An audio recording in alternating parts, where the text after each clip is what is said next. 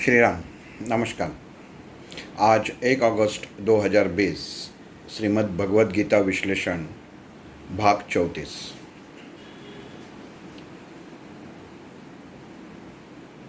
परमात्मा श्री कृष्ण और अर्जुन ये दोनों का आपस में जो संवाद है, जिसे भगवद गीता कहा गया है, भगवान श्री कृष्ण के मुख से कही गई बातें। कर्मयोग जो हर इंसान को जन्म से मृत्यु तक कर्म करना ही पड़ता है, ये कर्मयोग में भगवान श्री कृष्ण ने कहा है। हर तरह से अर्जुन को संभ्रमित अवस्था में कर्म करना कितना उचित है, कोई भी इंसान कर्म को टाल नहीं सकता। मनुष्य के शरीर के अंदर जो इंद्रिय है, कर्म की इंद्रिय, ज्ञान की इंद्रिय, इनके द्वारा संयम रखकर आप कर्म कैसे करते हैं, कैसे करना चाहिए, ये भगवान श्री कृष्ण ने अर्जुन को बताया है। मनुष्य जीवन में हर इंसान को रास्ता दिखाने के लिए कोई ना कोई, किसी न किसी की ज़रूरत पड़ती ही है।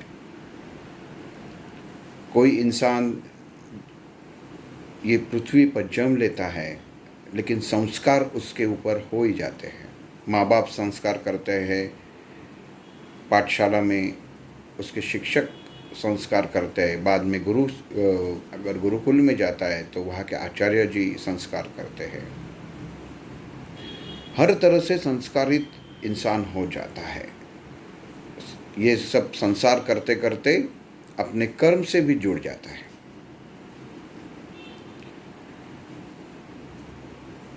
हर इंसान को जीवन में दुविधा, दुख, इनका बोझ उठाना ही पड़ता है। बोझ शब्द मैंने इसके लिए इस्तेमाल किया कि कोई भी दुख, छोटा हो बड़ा हो, इंसान को वो बोझ ही लगता है। अगर आप रास्ते से जा रहे हैं, रास्ते से जाते जाते आपके आँख में कुछ कचरा गया तो तुरंत आपका मन अस्वस्थ हो जाता है, गड़बड़ा जाता है। ये दुख ही है एक प्रकार का। भगवान श्री कृष्ण ने अर्जुन को हर माध्यम से, हर प्रकार से जो जो संकट आते हैं उसे पार करके धर्म के लिए अपने प्रति जो धर्म कुंड है, जो यज्ञ कुंड है, उसमें आहुति कैसे देना है, यह अर्जुन को बताया है। एक यहाँ पे मुझे कथा याद आ गई। विष्णु पुराण में, श्री विष्णु पुराण में मेरे ख्याल से छठा अध्याय है। उसमें बहुत सारे ऋषियों को एक दिन प्रश्न उभर आता है कि कली युग में अगर कोई संकट खड़ा हो जाता है तो वो संकट से सही रास्ते से कैसे बाहर निकल आना है, उसका क्या उपाय है। क्या कोई इंसान केवल सुखी नहीं रह सकता, केवल दुखी नहीं रह सकता, दोनों क्यों रहते हैं? ये वो ऋषियों के मन में सवाल आ जाते हैं। हालांकि हर ऋषियों का अपना एक तर्क था, लेकिन उसका प्रमाण नहीं था, क्योंकि प्रमाण वही इंसान देता है जो उच्च स्थान पे है, सर्वज्ञानी है। उस वक्त ऐसा केवल एक ही ऋषि महामुनि थे, वो थे महर्षि व्यास। तो महर्षि व्यास के पास सब तय करते हैं कि महर्षि व्यास के पास चलते हैं और उन्हें ये सवाल पूछते हैं कि कली युग में ऐसी कौन सी उपासना है कि जिससे इंसान की जो रोग है, भोग है, दुख है, वो आसान से हल हो जाए। और वो महर्षि व्यास की कुटिया की तरफ अपने कदम चला देते हैं। महर्षि व्यास उसी समय संध्या काल का अर्घ्य देने के लिए गंगा नदी में गए थे। पानी में खड़े हैं और वो देखते हैं कि ये ऋषि मुनि दूर से आ रहे हैं। महर्षि व्यास तो सर्वज्ञानी थे, ज्ञान का सर्वश्रेष्ठ भंडार। व्यास क्यों कहते हैं कि जो ज्ञान है, ये पृथ्वी पे उत्पन्न जो ज्ञान है, वो सब ज्ञान महर्षि व्यास को ज्ञात था, सर्वश्रेष्ठ ज्ञानी थे। इसके लिए उन्हें व्यास कहते हैं। वो वर्तुल, व्यास का मतलब क्या होता है? वर्तुल। वो पूरा ज्ञान का पूरा वर्तुल महर्षि व्यास के यहाँ पे आके समाप्त हो जाता था, इतना ज्ञान। तो जब महर्षि व्यास देखते हैं कि सब ऋषि आ रहे हैं और वो सर्वज्ञात महर्षि व्यास है, तो वो उनका सवाल क्या है वो पहचान लेते हैं कि ये क्या सवाल लेके मेरे पास आ रहे हैं। जैसे ही सब ऋषि मुनि वो नदी के किनारे पहुंच जाते हैं, महर्षि व्यास उनकी तरफ देख के पानी में डुबकी लगा देते हैं। पानी में जैसे डुबकी लगा देते हैं और जब ऊपर आते हैं पानी से, तो कहते हैं कलियुग श्रेष्ठ, कलियुग श्रेष्ठ, कलियुग श्रेष्ठ, 3 बार कहते हैं। तो सब ऋषि उनको प्रणाम करते हैं। तो वापिस उनकी तरफ ध्यान न देते हुए व्यास वापिस डुबकी लगा देते हैं।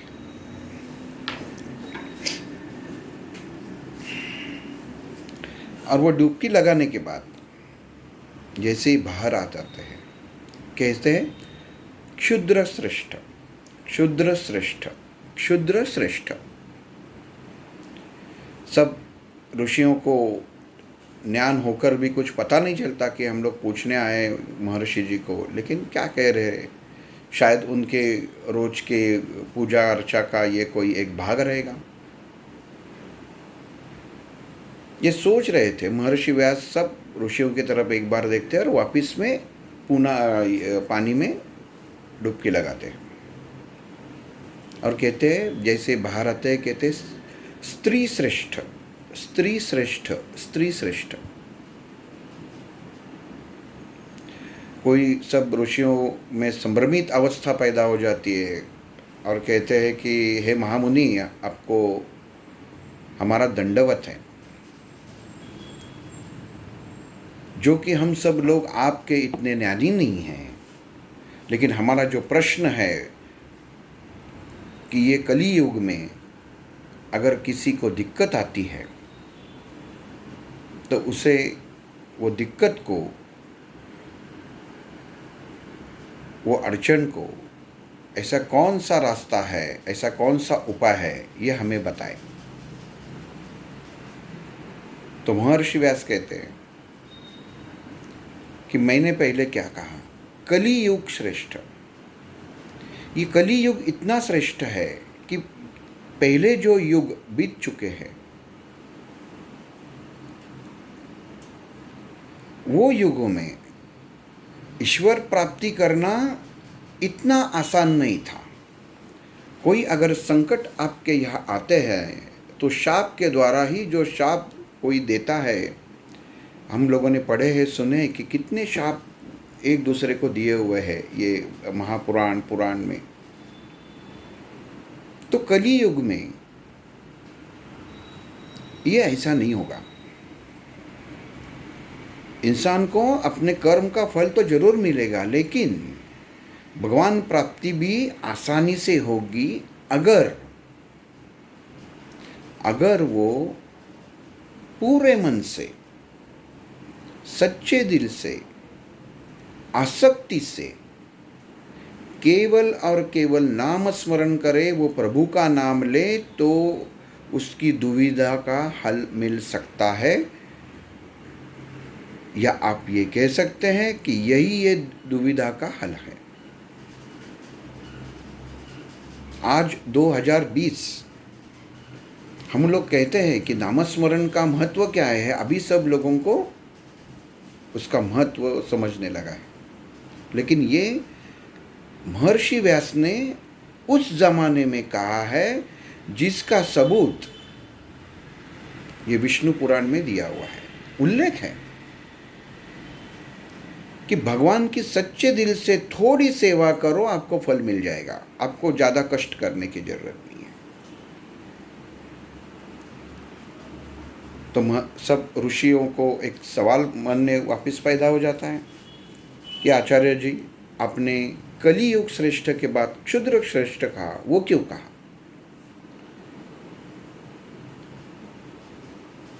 जैसे मैंने कल के 33वें भाग में कहा कि ब्राह्मण वर्ण, शूद्र वर्ण, वैश्य वर्ण, ये वर्ण है, ये जातिपात नहीं है, ये वर्ण है। वैसे यहाँ पे महर्षि व्यास ने कहा है।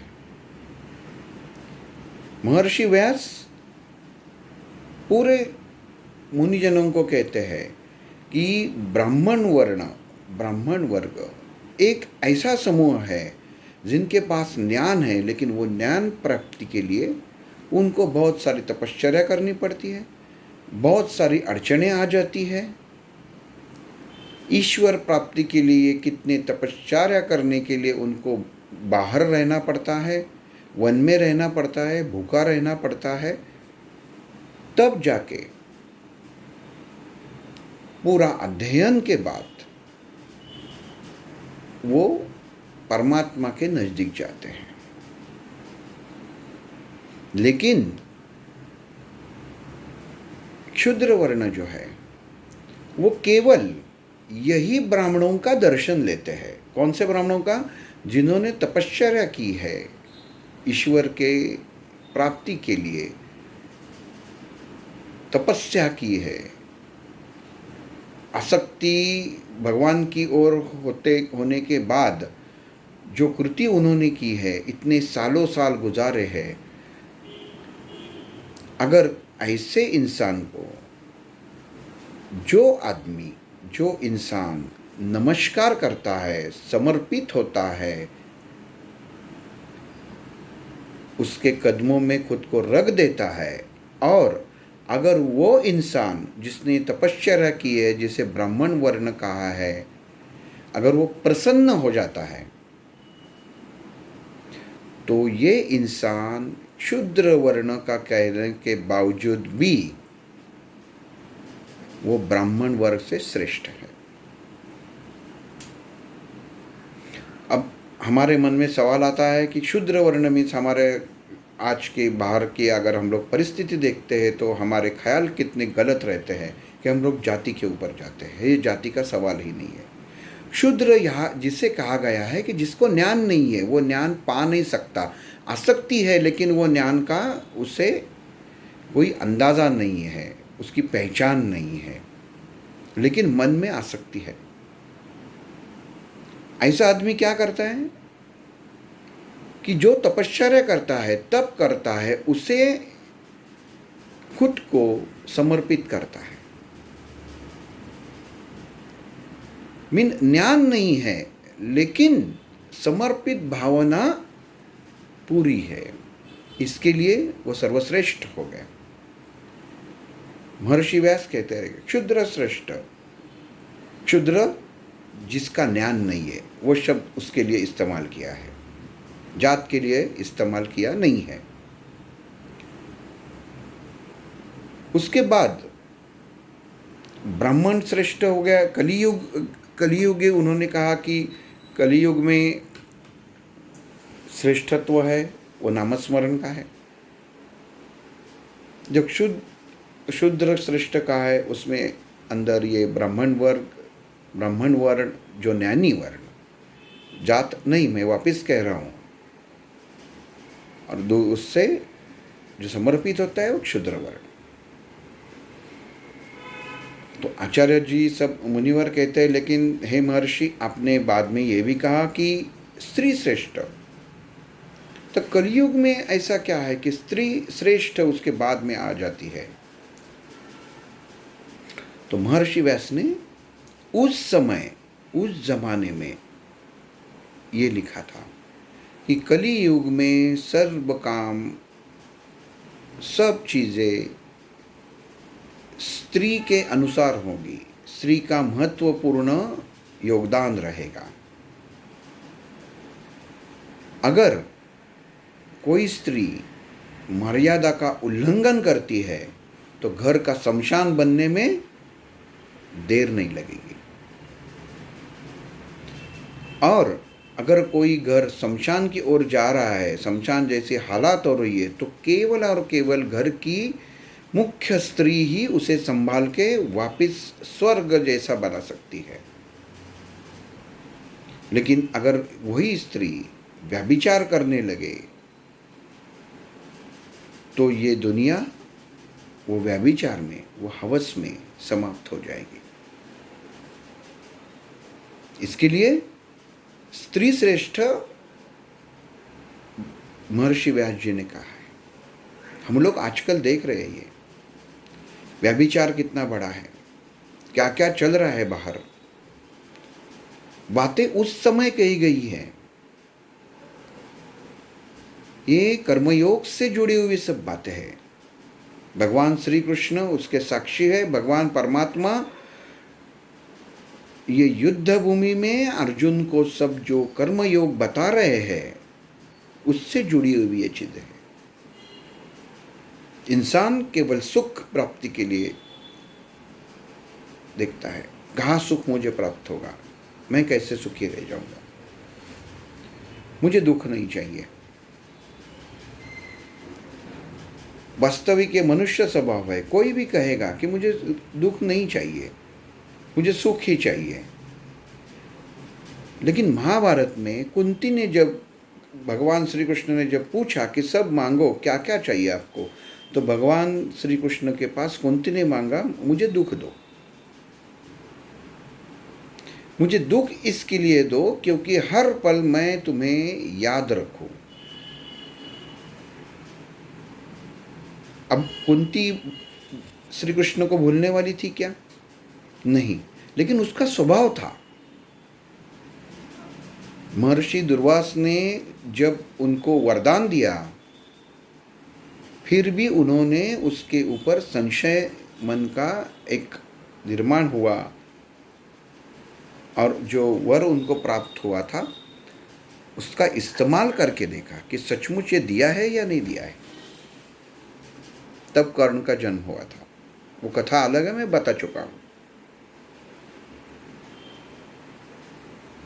तो भगवान के पास मांगना है तो क्या मांगना है, इससे हम लोगों को ये सीख मिलती है। कर्मयोग में आप अगर भगवान के पास कहते हैं कि मुझे सुखी नहीं तो लेकिन इतना दुख दे देना कि मैं सुख क्या है ये पहचान सकूं, क्योंकि अगर आप सुखी है, तृप्त है, तो आपको दुख क्या है ये पता नहीं चलेगा। और जिस दिन आपके दरवाजे के ऊपर वो खड़ा हो जाएगा, उस दिन आपकी मन की अवस्था खराब होगी। इसके लिए दुख, अगर आप भगवान को कहते हैं कि जो स्थिति मेरी है उसमें मुझे सुखी रख, अगर दुख मुझे आप देते हो तो मैं खुश हूँ। क्यों खुश हूँ? क्योंकि सुख कैसे प्राप्त करना है मुझे ज्ञान हो जाएगा। लेकिन अगर मैं पूरा सुखी हूँ तो मुझे दुख कैसे नहीं होगा, इस चिंता में मेरा मन अस्वस्थ रहेगा। अगर दुखी हूँ तो हे परमेश्वर, हे परमात्मा, हे भगवान सदैव तुम्हारी याद रहेगी, हर पल में तुम्हें याद रहेगा। लेकिन सुख में इंसान भगवान को भी भूल जाता है। ये मनुष्य दोष है। लेकिन एक बार एक कहानी बताता हूँ। एक आचार्य जी के पास एक विद्यार्थी जाता है और उनको पूछता है कि ये पूरे दुनिया में सुख किसे कहते हैं और सुख प्राप्त कैसे कर सकते हैं, ये बताओ। तो आचार्य जी कहते हैं कि एक काम करो, तुम बाहर जाओ और ऐसे आदमी की एक कमीज लेके आओ कि जो सुखी है। वो कमीज अगर तुम पहनते हो तो तुम्हें सुख क्या है तुरंत पता चल जाएगा। लेकिन वो इंसान केवल सुखी होना जरूरी है। वो विद्यार्थी जो है उसे लगता है ये तो बहुत आसान काम है, मैं तो ये चुटकी में हल कर दूंगा। वो बाहर निकलता है और एक एक आदमी को पूछता है कि आप सुखी हो, आप दुखी नहीं हो। उससे एक भी ऐसे आदमी नहीं मिलता कि जो पूरा सुखी हो, किसी न किसी को कुछ दुख है ही। तो विद्यार्थी परेशान हो जाता है, वो छात्र परेशान हो जाता है और एक जंगल में एक थक कर, क्योंकि पूरा दिन भर घूमता रहता है, इतने लोगों से पूछता है कि तुम सुखी है, लेकिन पूर्ण सुखी उसको कोई मिलता नहीं है। और शाम जैसे हो जाती है तो घर जाते जाते एक पेड़ के यहाँ पे बैठता है, तो एक आदमी वहाँ पे उसको बैठा हुआ दिखाई देता है। वो मन में विचार करता है, इतने लोगों को पूछा, इससे भी मैं पूछ लूँ। और वो आदमी के पास जाता है और कहता है कि क्या तुम सुखी हो? अगर तुम सुखी हो तो मुझे तुम्हारा वस्त्र दो, हमारी कमीज दो। वो आदमी जो बैठा हुआ रहता है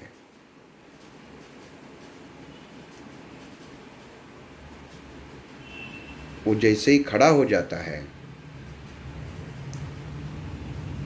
तो ये छात्र को, ये विद्यार्थी को दिखाई देता है कि उसने कमीज पहनी नहीं है, वो पूरा नंगा है। केवल बदन ढकने के लिए उसने कपड़ा लिया था, कमीज तो है ही नहीं। और वो इंसान बोलता है मैं बहुत सुखी हूँ, और वो बदन से ढका हुआ कपड़ा फेंक देता है और कहता है विद्यार्थी को, मैं दुनिया का सबसे बड़ा सुखी हूँ। विद्यार्थी के मन में शंका आ जाती है, सोच आ जाती है कि इसके पास तो कमीज है ही नहीं, तो मैं अभी गुरुजी को क्या बताऊं, क्या दे दूं, कैसे कहूं। ये मन में जब उसके सवाल आता है और ये सवाल आने के बाद उसकी आंख बंद हो जाती है, और जब खुलती है तो वो देखता है वो इंसान की जगह, वो आदमी की जगह, वो नंगे आदमी की जगह खुद के गुरुजी खड़े हैं जो नंगे हैं।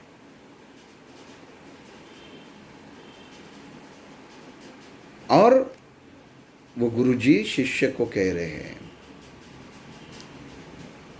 कि हर इंसान यही रूप में ये सृष्टि में आता है और यही रूप में सृष्टि से जाता है। केवल कपड़ा, कमीज, जो भौतिक चीज़ें हैं, बंगला, गाड़ी, इसी के अंदर आदमी फंस जाता है और वो अपना सुख गवा देता है। आज मेरे पास गवाने के लिए कुछ नहीं है। जब तुमने मेरा ये रूप देखा कि इसके पास कुछ नहीं है, मैं सुखी क्यों हूँ? क्योंकि अगर ये कोई छीन ले, किसी को छीनने के लिए भी कुछ नहीं है, और मैं परमात्मा से जुड़ा हूँ, इसके लिए मुझे लज्जा नहीं है। किसको मानना है, सुख किसको कहते हैं, वो महत्वपूर्ण है। अगर भगवान के प्रति, भगवान के पास जाकर आप पूरे नंगे नहीं हो जाते, कपड़ा तो एक बहाना है, कमीज तो एक बहाना है, मन से आदमी स्वच्छ होकर पूरे भक्ति के साथ समर्पित होना चाहिए। नंगा, नंगा मीन्स कहाँ पे भी, शरीर पे, मन में, कहाँ पे भी कुछ विचार नहीं, केवल परमात्मा भगवान की आसक्ति और उसके प्रति अपना समर्पण, वही आदमी सुखी है। हम लोग देखते हैं, गजानन महाराज देखिए, अक्कलकोट स्वामी देखिए, इतने इतने हर प्रांत के अलग अलग स्वामी जो होके गए हैं, संत देखिए, कमीज नहीं है। क्यों नहीं है? क्योंकि सुखी है। सुखी है इसके लिए कमीज नहीं है। बाद में भी ऐसे बहुत संत हो गए कि जिन्होंने कमीज पहनी है, लेकिन वो केवल एक शासन का, एक सरकारी नियम था, इसके लिए अनुसार, उसके अनुसार उन्हें चलना पड़ा। लेकिन मन से वो ना कुछ लेते थे, ना उन्होंने अपने पास खुद कुछ रखा। सब परमेश्वर भगवान के प्रति, परमात्मा के प्रति सब हाथ खाली कर दिया।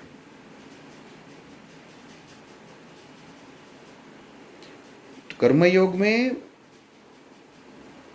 ये चीज भगवान श्री कृष्ण अर्जुन को कर्म द्वारा कहता है कि इंसान कुछ नहीं है, उसको भगवान प्राप्ति के लिए क्या, मोक्ष का मतलब क्या है? अगर परमात्मा प्राप्ति ही मोक्ष अगर है अर्जुन, तुम समझ रहे हो, तो जिसे प्राप्त करने के लिए तुम्हें क्या करना चाहिए, ये ज्ञान मिलना आवश्यक है। लेकिन उसी के साथ ये कर्म योग में अपनी जो हर इंसान को जो कर्म दिया हुआ है वो उसे करना ही पड़ता है, वो उसे करना चाहिए, वो उसका कर्तव्य है। अर्जुन क्षत्रिय था, उसका धर्म था कि लोगों की सेवा करना और लोगों को शत्रु से बचाना, रक्षा करना उसका धर्म था, कर्म था, ये उसे करना ही चाहिए था। और इसका पूरा ज्ञान भगवान श्री कृष्ण ने अर्जुन को दिया कि आप ये युद्ध भूमि से भाग नहीं सकते। ये दुनिया में अच्छे इंसान रहते हैं, बुरे इंसान रहते हैं। हम लोगों ने देखा कि जैसे भगवत गीता है वैसे ही ज्ञानेश्वरी है। पसायदान में लिखा हुआ है, दुरितान से तिमिर जाओ, विश्व स्वधर्म सूर्य पाओ। जो आदमी बुरा है उसकी मौत नहीं चाहते, उसके जो विचार है, उसकी जो सोच है, गलत सोच है, केवल और केवल वो खत्म हो जाए, इंसान अच्छा ही रहता है। हर इंसान जो ये पृथ्वी के ऊपर जन्म लेता है वो अच्छा ही रहता है। बुरा आसक्ति, उसके संस्कार जो उसके ऊपर हो जाते हैं, उस प्रकार उसकी बुद्धि हो जाती है। भगवान श्री कृष्ण ने कर्मयोग में ये बताया है कि सुबुद्धि क्या है, कुबुद्धि क्या है। अगर कोई इंसान अपने बच्चे को बचपन से गलत सीख दे रहा है तो बड़ा होकर वो बच्चा ज्ञानी नहीं बनेगा। ज्ञानी बनेगा, लेकिन किस चीज़ में ज्ञानी बनेगा? गलत चीज़ में ज्ञानी बनेगा, कुबुद्धि। कर्मयोग हर इंसान को अपने कर्म करने के लिए भगवान श्री कृष्ण ने अर्जुन को जिस जिस मार्ग से बताया है, मन की अवस्था, आत्मा, जीवात्मा, परमात्मा की पहचान, इंद्रियों को अपने वश में रख के उससे कार्य करके लेना है। शरीर ये जो एक यज्ञ कुंड है और जो इंद्रिय है वो कुछ ना कुछ समर्पित वो यज्ञ को करते हैं, उसे जीवित रखना है और अपना कार्य करना है। इंद्रियों को अपने वश में रखना है, उनके प्रति अधीनता नहीं दिखानी है।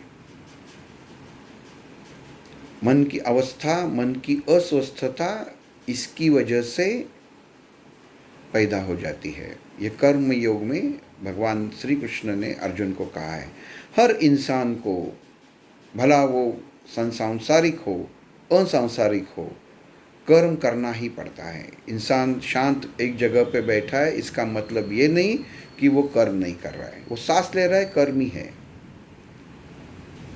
यहाँ पे आज कर्मयोग का भगवान श्री कृष्ण ने अर्जुन को जो कर्मयोग समझाया है, उसमें से मुझे जितना ज्ञात हुआ, जिसका ज्ञान हुआ, उतना मैंने आप लोगों के सामने रखा है।